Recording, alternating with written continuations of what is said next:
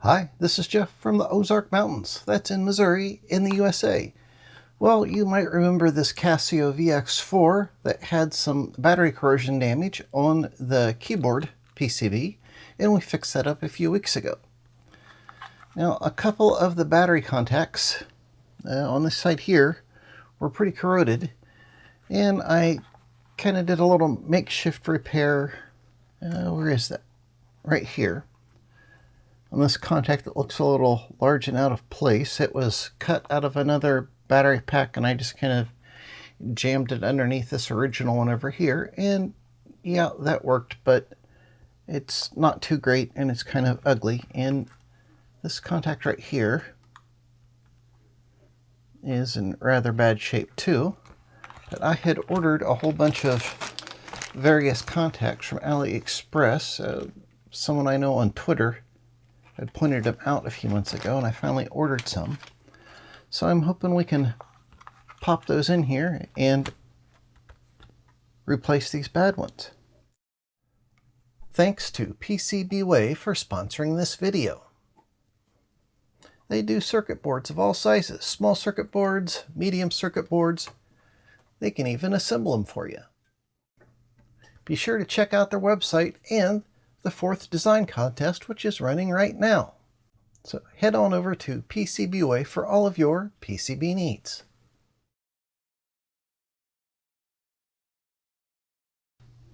So they come in different diameters. This one was actually listed as a AAA battery, but I think it's closer to the right diameter for this particular holder.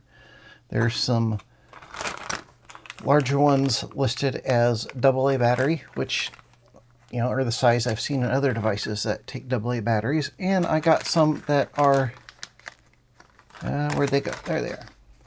These are the single-ended things for like either end of the pack, the positive or negative end. So I'm thinking these guys right here are going to be about the right size, although, yeah, that might be about right. Kind of looking at the spacing there. But you notice that this is kind of backwards of what's required, because on the other side of the pack, like here, you would need it like that. Luckily, they come each direction like that, so I think this will work out rather well. Now for this one, this just kind of pops in there, so I don't think that'll be a big deal. This one requires some soldering. That is the negative lead, or there's the negative lead soldered on there. And I wasn't sure how these new contacts would solder, so I tried one, and yeah, they solder really well. I just put a little flux on here and heated it up quite a bit to get the initial solder to stick, and then soldered the wire on there, and it worked really well. I think these single contacts like this, they're quite a bit too large for these, so we may have to cut down one of these double contacts to get that to work. But I think the first thing we'll do is go ahead and pop this cover off of here and have a look. When I had it apart before, I made a map of where the various length screws go, because there's 3 different lengths of screws. There's a couple 5s, 1 7, and all the others are 14. So I kept my map, which will just make it easier for us to put back together next time. Or this time, I guess. And if I remember right, there's 3 latches on these guys. On the top and on the bottom. There we go. I can rotate him out like that. Then we can get this battery compartment / mainboard section disconnected. Flipping these 2 guys loose and then up like so. And then we can pop out our keyboard.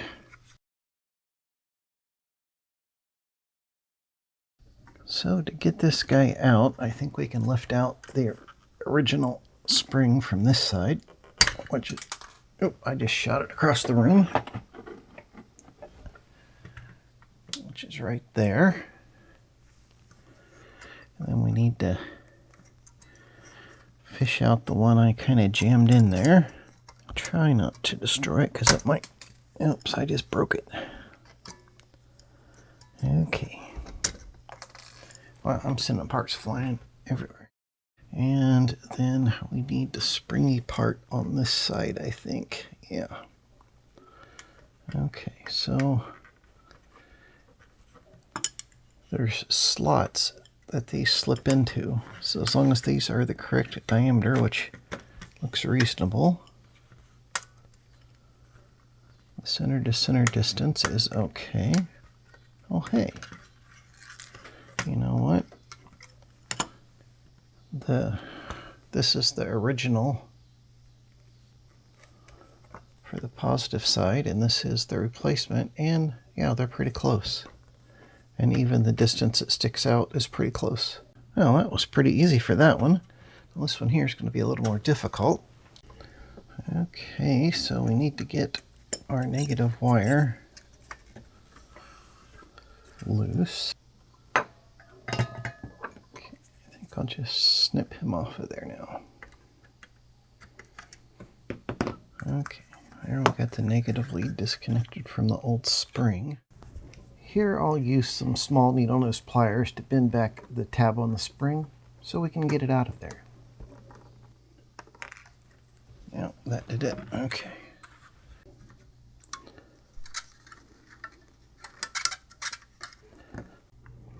Now we'll sneak one of those small double contact pieces into place using the same small needle nose pliers. There. Okay, that's not too bad. There's a little slot right here that the black wire went through originally. The black wire just here. But I wonder if we can bend this metal piece down to pop it in there, and it'll add a little more mechanical strength to that since it's not exactly the original piece. And then we can solder this lead on to this end of it. I'll just cut it somewhere in here.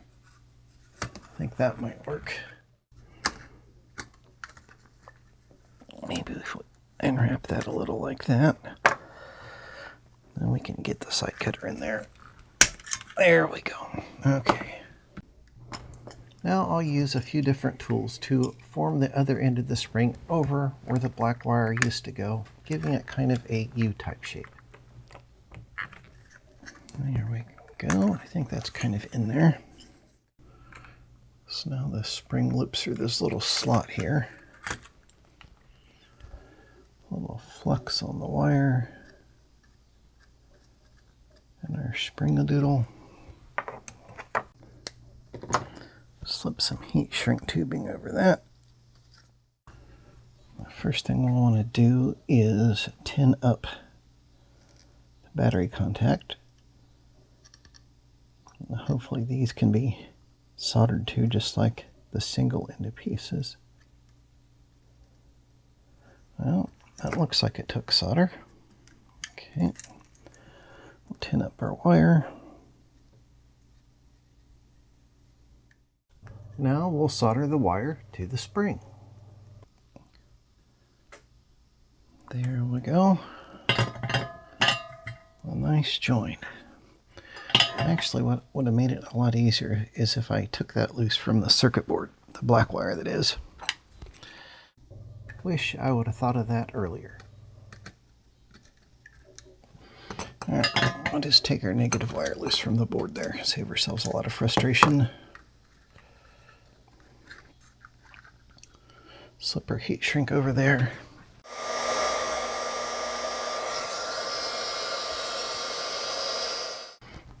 That heat shrink will just add some mechanical rigidity to the wire connection on the new spring. Of course, I could take that black cover off and have an easier time at it. But we just need the right pair of tweezers.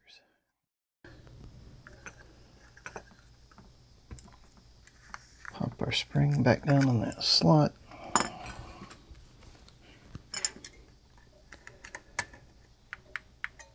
Give that a little bit of a squeeze to try to hold it in place.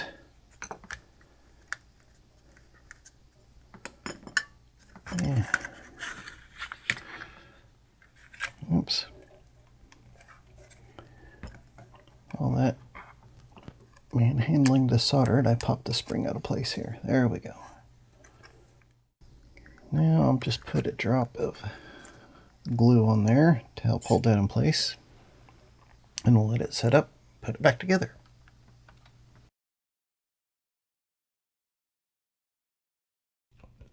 I let this sit overnight, let the glue cure. I use this E6000 glue.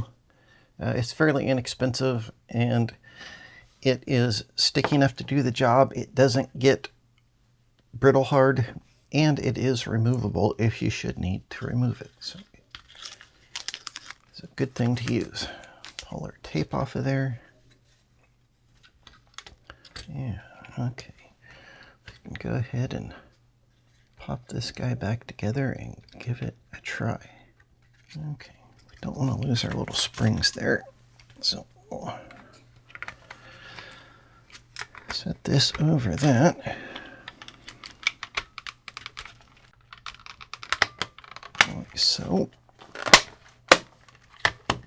And just snap it back together for now. And put the batteries back in.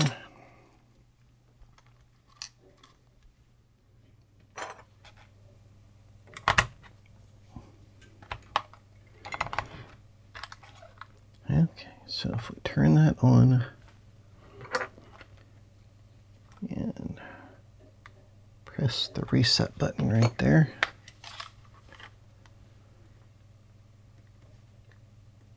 Yeah. See, it came back up, and since we had all the batteries out, go ahead and do an all reset. Oh gosh, that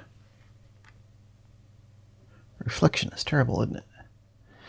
It does say all reset, and it sees the internal 8 kilobyte of RAM, which I'll be upgrading to 32K in another video, so stay tuned for that.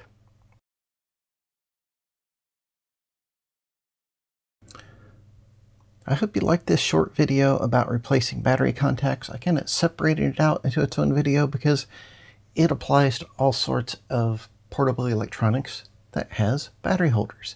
And it's nice to be able to get replacement contacts that will work in a variety of things. Now, there are also battery holders like this, which rivet the jumper piece here. So those might be a little harder to replace, but if it's a pack like this, you can actually get replacements of these and C-cell packs and things like that. And that's another way to go if it's a separate pack that plugs into something. So if you have any questions or comments, I'd love to hear from you. Just leave them in the comment section down below there. And thanks to everyone who helped support the Hey Bert channel through Patreon and other means. It's greatly appreciated.